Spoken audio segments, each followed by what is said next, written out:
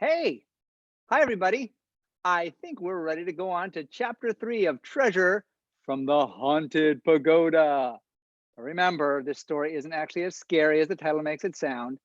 All right, let me catch you up. So, we've been hearing stories that took place about 100 years ago as Elder Hare and his wife were working at a mission station in Burma. It's a country that now is called Myanmar. And they were at a mission station called Onda along the banks of the Salween River. And they were there looking for treasure. They were digging for treasure. But what kind of treasure? It wasn't the silver bricks that were supposedly buried at the bottom of the old pagoda, the old pyramid shaped building that had been left in the jungle by the villagers when they fled. The old building that had been cursed, that if anyone ever tried to take the silver bricks buried inside the pagoda, they would be cursed and they would die. No, no, no, that's not the treasure they were looking for. And they weren't looking for the treasure of the old diamond, the big diamond that had been left behind inside the trunk of a living tree, a spirit tree, by one of the witch doctors in one of the villages along the Salween River. No, that's not the treasure they were looking for either. So, what kind of treasure could they possibly be looking for? What could be more valuable than silver and diamonds? It was people. Elder Hare and his wife and other workers at the mission station were there looking for the treasure of people who didn't know Jesus. People who didn't know that Jesus loved them so much. But it was hard work. It was just about as hard work as digging for actual treasure. They spent years working at this, and they'd been there now for about 2 years before finally people began to be interested in God, and they would be able to go to their villages and talk to them, and the people wouldn't be so scared of them and run away from them. And finally, one of the villagers by the name of Nakyati became really curious about God. Now, she was a very unusual person to have become curious about God because she was actually a spirit doctor. She was a charm doctor in one of the villages about 8 miles away from the Ondav mission station. And in that village of Kamale, Nakyati had heard that there were people, white people, who were talking about a God that you couldn't see and that it was stronger than the spirits. And Nakyati had been interested because even though she was a spirit doctor herself, she didn't like the spirits. She said, the spirits have never really been good for me. They've never been helpful. So you know what? I want to find out about a better God to worship.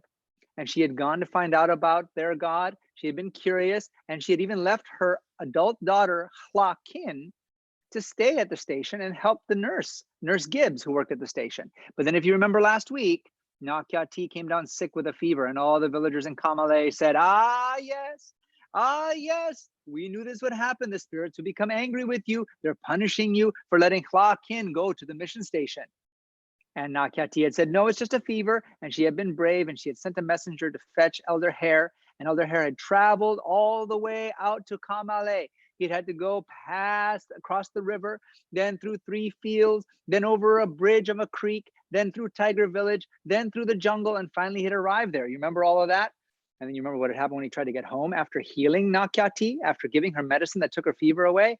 Oh, there'd been that big rainstorm, and the guide who was leading him back to the river had seemed to have gotten lost, and they couldn't find the river anymore. They'd walked through 3 fields and 4 fields and 5 fields. They couldn't find the river. They turned around to try to go back to Tiger Village. They couldn't find Tiger Village either. And then the last thing we heard last week was they had heard roaring. The guide said, oh, do you hear it? You hear it? It's roaring. It's the evil spirits. They're angry with us. The devils are coming through the jungle to get us. Hare had not believed that it was actually roaring evil spirits, but he could think of something else that could roar.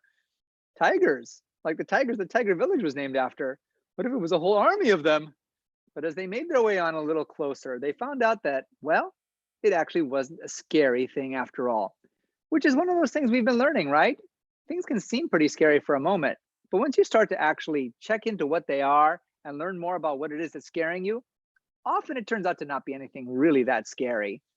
And that's what happened, because the roaring sound that was coming through the trees in the darkness of that rainstorm in the jungle was actually the sound of the water running in the creek that was right between them and Tiger Village. Now, last time that they had crossed the creek, it had only been a creek. And they had crossed by using a tall bridge, a log that was placed way up high over the creek that you could walk or straddle across. But now finally Elder Hare understood how come that creek had a bridge so high above its banks. Because now that this jungle thunderstorm was happening, the water had filled way up. It was a swollen creek. It was a river with white water tumbling down and small trees being swept down through it. And they had to cross that bridge, that narrow 6-inch wide, 15-foot long bridge. They did cross it, but they surely didn't walk across balancing. Elder Hare sat down and he just scooted across on that log bridge until he made the other way aside, to the other side. And now they were hoping they would find their way to Tiger Village. They stumbled more through the jungle, still in the pitch darkness, until at last Elder Hare spotted a light. Look, over there, there's a light over there. And then he made a move that really wasn't a very smart move, but he hadn't been in the jungle very long yet. He hadn't really spent enough time to remember that just because you could see a light in the darkness when you're in the jungle doesn't mean you should walk straight toward the light. That's what he tried to do. And so instead of ending up following a nice, simple little path into Tiger Village, he followed a tangly, trickly path. Oh, I'm getting all tongue tangled. He followed a tripping path that led into Hog Heaven. You know where Hog Heaven is? Oh, it was one of the pigsties at the back of Tiger Village where all the hogs lived. And he tripped and fell right into it. Ugh. How would you like to end up in a muddy pigsty, especially in the middle of a thunderstorm? What a mess. Elder Hare was able to crawl back out of the pigsty, and then he squooshed and ooshed his way over to the nearest house, went up the ladder to the front step, to the front door, and he knocked on the door. And when the lady inside opened the door and the light struck Elder Hare standing on the front step, she began to scream, "Oh, it's a ghost! It's the ghost of the white Tara at Onda!" Tara is what they called him because in their language it meant teacher. And she thought because he was so covered in pig mud and who knows what other pig things, she thought he was a dead being, a ghost come to get her. Well, he was able to convince her pretty quickly that he wasn't a ghost, but that he still didn't feel very good and he didn't smell very good. And boy, was he hungry, cold, and tired. Well, before he could really do anything further inside that house, he didn't want to make it all messy. The lady gave him the lady told him that she would be glad to wash his clothes. But in order to wash his clothes, he would have to take them off. What was he going to wear instead? Everything was dirty. She brought him some clothing.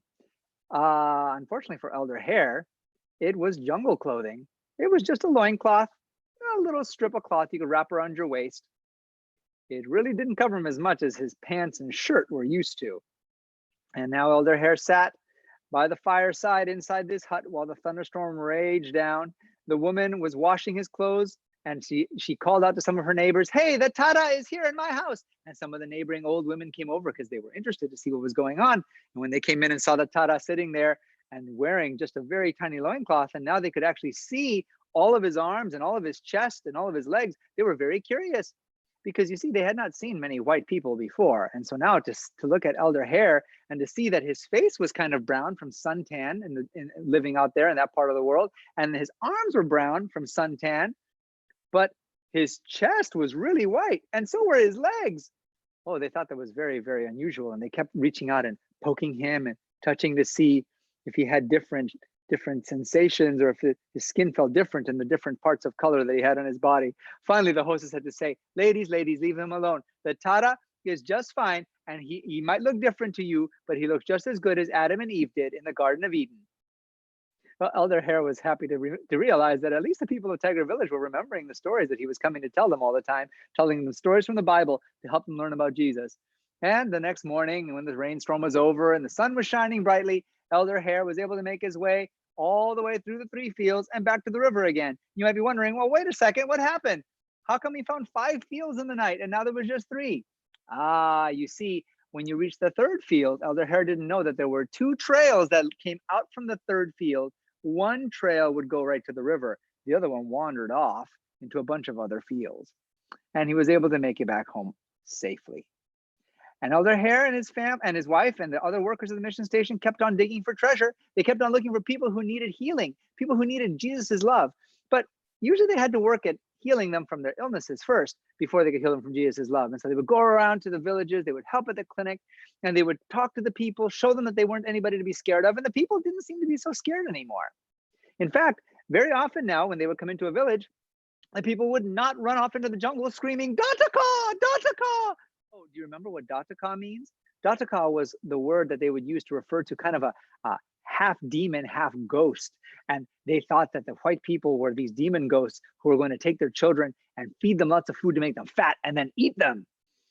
But as the people started realizing that Elder Hare and Mrs. Hare and Nurse Gibbs and the other mission station workers were not actually trying to harm them, they stopped running away from them. In fact, they started asking them things. And one of the questions they would ask really often was, when are you going to start a school? You should open a school at Onda. We would send our children there to learn. We want our children to go to school, to learn all the things they should learn, especially to learn about God. Oh boy, Elder Hare had been just hoping people would want to have a school. And so they went around to the villages taking names, and they were able to collect the names of 50 children who said they would come to school. Wonderful, a school with 50 children? That would be terrific. What a victory for God. So much treasure. So Elder Hare knew they were going to need somebody to work just as a teacher to handle the school and all those children. So they sent out to the conference in Rangoon, and the conference was able to look around and find a Karen teacher who had been studying at this training school in Mektila, and his name was Peter. And Peter came to help Nurse Gibbs, or rather Elder Hare and Mrs. Hare and Nurse Gibbs with their mission station. He was going to be the teacher of the school. Now, they didn't even have a school building made yet, but they said, you know, we're going to announce the school starting anyways. We'll just go ahead and tell the kids to start coming. And we can make space inside of, the dispensary perhaps, or maybe inside of Elder Hare's house. We'll find a way to do it. So they start sending messages out, and whenever they would go out and travel to the villages to heal people, they would start telling them, okay, on this particular Monday, that's when we're starting school, and that's when you should come. And everybody said, oh yes, we'll be there. You remember last week when they were trying to start a Sabbath school? And do you remember how everybody said, we'll be coming? Did they show up? No, they didn't. The same thing happened this time. Monday morning, they had their classroom all ready to go. Nobody showed up. Tuesday morning, well, they thought perhaps they got confused and they didn't remember which day was Monday. They had it open and ready to go. Nobody showed up. Well, Elder Hare had learned a thing or two, and he said, okay, we shouldn't wait for weeks and weeks this time like we did with the Sabbath school. We'll go look for them. So the following morning on Wednesday, they crossed the river and they hiked the 8 miles over to Kamale village, where Nakyati's 2 sons lived. These were brothers to Hlakin. Hlakin was the girl that was still working at the station helping Nurse Gibbs. And Hlakin had told Elder Hare that her 2 brothers wanted to come to the school. So they went and they got all the way to Kamale, and sure enough, on Wednesday when they arrived, there were the 2 boys, Tanpei and Natu, and they were all dressed in their best outfit, which really was their only outfit, and they had their belongings all packed, which really wasn't much other than a sleeping mat, and they were standing there waiting, and they said, oh, there you are, Tada. We knew you'd come to get us. We knew you'd come. That's why we didn't try to come on Monday or Tuesday. We figured we would just wait for you to come. Sometimes Elder Hare had to keep from getting a little frustrated because people just did things so differently in the jungle. But he said, okay, all right, good. I'm glad you guys want to go to school. Come on back. And they took them back to Onda, and they got them settled in at the mission station, and Peter started doing school with them. Now, this was just a school with 2 people in it. It's a pretty small school, right? Maybe many of you have been doing school with just a few people in it lately that you're not used to because maybe you haven't been able to go to your normal school. But Elder Hare was planning on doing school for all 50 kids. He knew there were 48 more out there who wanted to come. So he said, Peter, you start doing school every day. I'll start going to the villages and I will find the other kids to come. And he started traveling around. And what he started running into was a bunch of excuses. See, there was a problem. One of the many beliefs that the villagers had about evil spirits and demons and so on was that they believed in bad omens. They had lots of things that were a bad sign. There's lots of things that if they would happen would mean, oh, that's not a good sign. We need to not do what we were going to do. We need to change our plans. And these things kept seeming to happen now. Elder Hare got to one village where there was a little girl named Nadu, and Nadu said, oh, yes, I would like to come to the school, but you know, my father had a bad dream about the school, so I shouldn't come.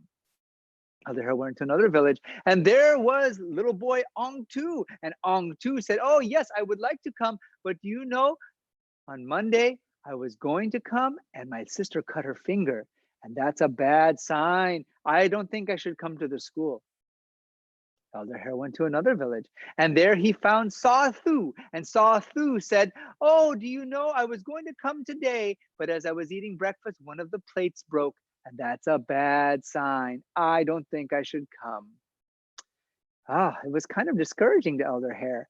3 weeks trying to get people to come and nobody would come. Now, as it turned out later on, Elder Hare found out that one of the reasons that many of the villagers and their children were not letting the kids come, even though they had asked for the school, was because many of the Buddhist priests who had churches or temples in the area were coming to the villages and scaring them, saying, they're going to try to bring your children to their school because they're really datakas. They're going to fatten them up and eat them. Well, Elder Hare and Peter were talking about it day by day, and they said, you know what we need to do? The only thing we can do, we need to claim God's promises. And they found a verse in the book of Isaiah, which happens to be one of my favorite verses, and they claimed the promise from it. Because the book of Isaiah 55, verse 11, talks about God. God is saying there, my word will not come back to me empty. God is saying there that when he says something's going to happen, it will happen. It won't come back empty. God's word has the power to do what God says. And so they knelt down and prayed about that verse. They said, God, your word will not come back empty. We know you have the power to accomplish what you want to accomplish. And we think you want to accomplish this mission school. So God, you take care of it now. And you know, within a week, 10 kids were coming to the mission school. Wonderful. And they fed those kids, not to fatten them up and eat them, of course, but they fed them good food, and they started teaching them many things they had not been taught when they were little, like how to bathe and comb their hair, how to keep their clothes clean, how to sing. Oh, and the children from the villages loved to sing. They were natural singers, Elder Hare says, and they learned to sing songs like Jesus loves me, this I know, for the Bible tells me so. And they learned to sing when he cometh, to take up his jewels.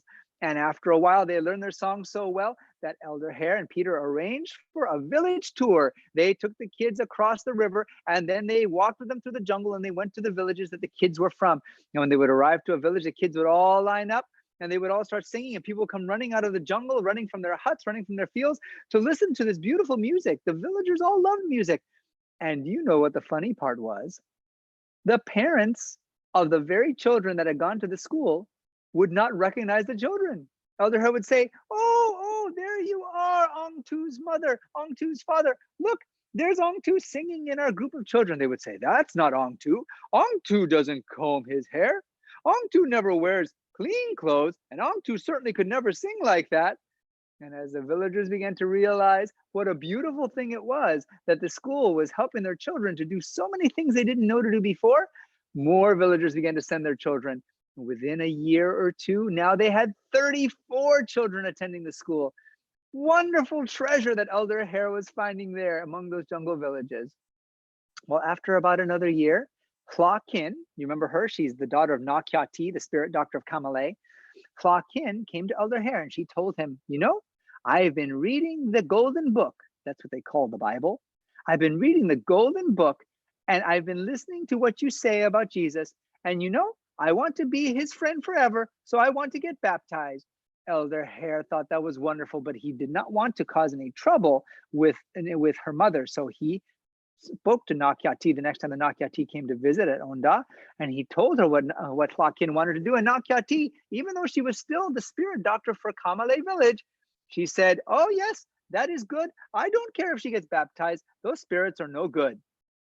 And you know, Hla Kin was baptized, just as Elder Hare had been praying for. She was the first baptized convert of the Onda mission station. And the Onda mission station was full of joy the day that she was baptized. There was so much happiness on everyone's face. But at Kamalei village, where Hla Kin had grown up and where her mother Na Kya Ti was still the spirit doctor, there was not happiness. There was anger and there was fear. And the Kamalei villagers were talking to each other, saying things like, did you hear? Have you heard? Has anyone told you? The God worshippers at Onda, they took Hla Kin in the water and tried to drown her. They put her under the water. And don't you know? Haven't you heard? Hasn't anyone told you? They'll come to our village and they'll grab all of us and try to put us under the water too. We don't want this. This is the fault of Na Kya Ti. She sent Hla Kin over there to allow Hla Kin to be with the God worshippers. And now look what's happened. We don't like Nakyati, they said. And they went and asked the Buddhist priest to come and curse Nakyati and curse her house and curse her family. And he did. And the villagers said, "You are cursed to us now. You can't live here anymore." And they got sticks and stones and chased Nakyati out of the village. Poor Nakyati, after all the years that she had spent there, trying to do what she knew to help the people with her charms and her jungle medicine.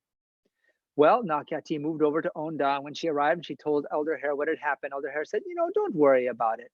Don't worry about it. You're here and you're safe here. Well, the villagers of Kamale were happier now that Nakyati had left, but they had made kind of a mistake as well. See, Nakyati was their spirit doctor, remember? And Nakyati's house was where the spirit altar was kept, the place where every day a sacrifice, an offering of rice will be put on this special altar that was nailed to the central post of Nakyati's house, right in the middle. And now that Nakyati was not living there anymore, there was nobody who could put rice on the altar every day. Well, I suppose technically the other villagers could have.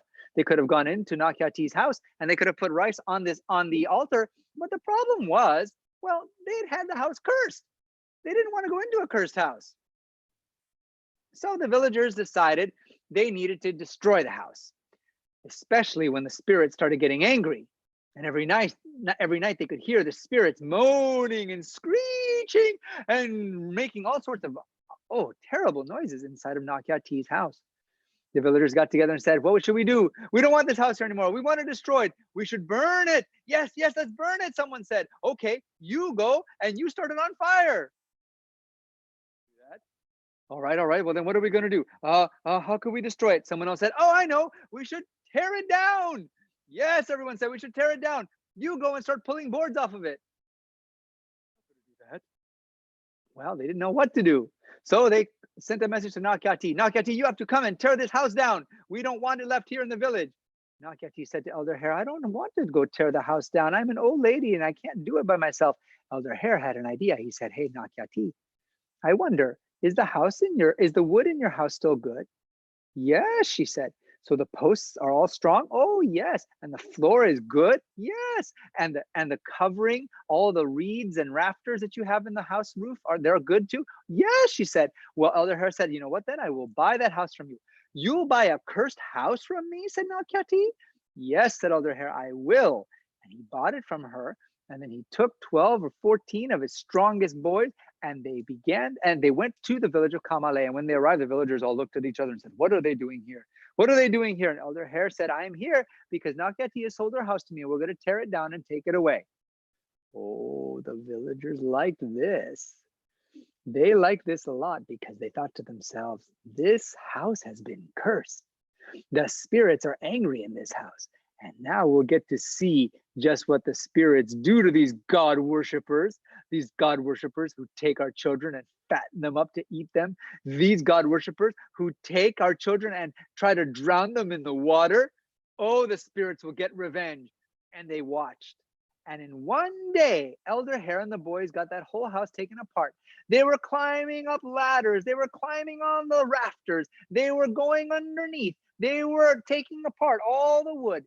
And the villagers watched and waited. Maybe a rafter would fall and crush somebody's head. Maybe somebody would slip and fall off a ladder and break their leg. Maybe somebody would be grabbing an old board and a sliver would go in their hand. Do you know? None of those things happened. Everybody was just working calmly and singing at the top of their lungs, "Onward, Christian soldiers, marching as to war." And the villagers didn't know what to say about this because by the end of the day, no one had been hurt and the cursed house had been taken down. Well, they got the cursed house all taken in sections all the way to the river, and they tied it all together to make a raft that would float, and it just barely floated on the surface of the water. They attached the rope to the torn down house, and they tugged this house raft all the way across the river using their motorboat. And on the way across the river, Peter, the teacher, who had been one of the people helping to take this house down, said to Elder Hare, "Elder Hare, look back there." And they looked back, and as the boat was pulling the house raft along, the water was surging over the raft and almost burying it at times. And Peter said, "Elder Hare, do you know what's happening? That old spirit house, that old cursed house, it's being baptized too." And sure enough, it was. It was the second baptism for the mission station at Onda. And they took that house and they rebuilt it into a school. They used every single part of that house except for one. And I think you can guess which one. It was the spirit altar. Yes, the spirit altar that had been nailed to the central post, they took it off and they just threw it in the river. And they never had a single problem in that house from any evil spirits at all. Remember, we've been learning evil spirits are a thing that exists, but you don't need to be afraid of them when you follow God. God's way stronger than an evil spirit. Well, now they had 57 students come into the school. It had been a couple years since the school project had began, and 57 students were attending there and living there, and it was a wonderful thing, but there was a problem starting to develop. It was that many people living there, they needed lots of water every day for people to drink and to use for cooking and to use for bathing, but there was a problem. You couldn't really drink any of the water that was naturally around because the only water source was the river. And the river, it was pretty dirty. It had lots of things always floating in it, like, oh, an animal carcass might float by. And whenever there was a flood, there was always lots of mud stirred up and there was parasites in the water. So Peter and Elder Hare were thinking about it and they decided, well, what we need to do is we need to dig a well. That's what we'll do. Now, Elder Hare did say to Peter, Peter, I've never dug a well before. And Peter said to Elder Hare, I've never dug a well before either. But they decided they needed to have water and they prayed and asked God to help them and then they began to dig. And you could tell they'd never dug a well before because normally when you dig a well, it starts off, well, if you've done it well, haha, it starts off certain size around to the top and then it goes straight all the way down, staying the same size all the way down. The well that Elder Hare and Peter dug, well, they started off about 6 feet around to the top, and by the time you got to the bottom where they hit water, it was only 3 feet around. It was kind of like a cone going downwards, but it still did hit water. At 40 feet down, water started leaking up into the bottom of the well. Wonderful. And they checked the water and tasted it and tested it, and it was good, clean, wonderful tasting water. Elder Hare was so glad. The whole mission station was celebrating and praising God until about an hour later, when the bottom of the well began to cave in. The bottom of the well was down so deep that it was just gravel along the walls down there. It wasn't a nice thick clay to stay up hard and upright. And they thought, what are we going to do? We need something to hold the walls up so that it won't keep collapsing on itself. Oh, said Peter, Elder Hare, if we had bricks, we would be able to make a wall along the inside of the well, and then it would not collapse. Yes, said Elder Hare, but where are we going to find bricks? We're out here in the jungle. I mean, there's nowhere within 20 miles that would have bricks. And they thought and thought, and they thought and thought. And then almost at the same time, they both looked at each other and said, the old pagoda. Yes, the old pagoda, you know, the cursed one that had the silver bricks hidden at the bottom, or so the legend said. The one that had been cursed by the villagers that had lived in this area long ago. The one that if you tried to dig up the bricks and go and find the silver hidden inside, you would die. That was the pagoda. And do you think Elder Hare and Peter were scared of any old curse? No, they weren't. They said, that's perfect. We should be able to find bricks there. They got 12 or 14 of their strongest boys, and they crossed the river, and they had sacks on their backs and tools in their hands, and they worked their way through the jungle until they found where the pagoda was, and the bricks were good. They began pulling the pagoda apart and stacking it up into piles, loading those piles into bags and carrying them down to the river. And do you know, when all the work was said and done, they had 4,000 really good solid bricks. And they were all regular bricks. They never did find any silver bricks. So who knows where that whole legend had come from? But they had good bricks that they could use in the well. And they lined the walls of the well, and it worked perfectly. Peter and Elder Hare were down in the well using ladders to climb up and down and just making a nice wall all along the inside of the well so that it would never collapse in on itself again. And they talked as they worked, and Elder Hare said, oh, Peter, we really found the real treasure of that old pagoda, didn't we? Yes, said Peter, can you believe it?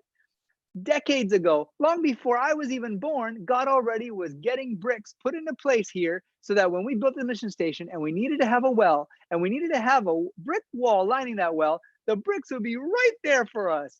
Wonderful, said Elder Hare. God is so wonderful. God is stronger than any old curse. God is stronger than... Then they heard a sound. It was a sound that seemed to be coming right out from the bricks itself all around them down there in that well. A sound that echoed and re-echoed. It was a howling sound. And they looked at each other and their eyes kind of got wide. And Peter said, "Is it the curse? You don't think it's the curse of the pagoda, do you?" If you want to find out what it is, well, you'll join me here again next Sabbath. Take care, you guys. Bye.